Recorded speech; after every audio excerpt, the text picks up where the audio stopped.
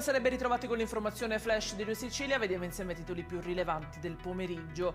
In apertura l'intervento di oggi dell'assessore Tamaio al convegno della CNA Sicilia in merito alla possibilità che gli USA impongano dazi sui prodotti europei, dazi che rappresentano una minaccia concreta sui nostri prodotti, motivo per cui è fondamentale una risposta unitaria e responsabile, ha detto l'assessore.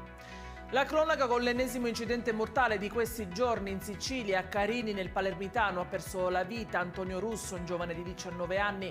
Il sinistro è avvenuto questa mattina alle 4 in Corsa Italia, ferito Anti, un 22enne.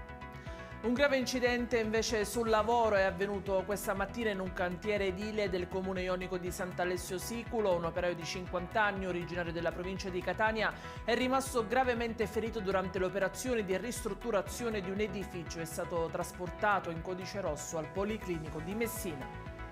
Un vasto incendio è divampato nelle prime ore di oggi pomeriggio in Contrada Castello, al confine tra i comuni di Troina e Gagliano Castelferrato, in provincia di Enna.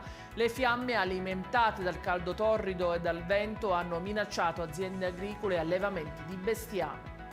E in chiusura, a proposito di caldo e rischio incendi, le previsioni meteo: da domani l'isola si prepara ad una settimana con punte che toccheranno i 45 gradi, bollino arancione per ondate di calore su Palermo.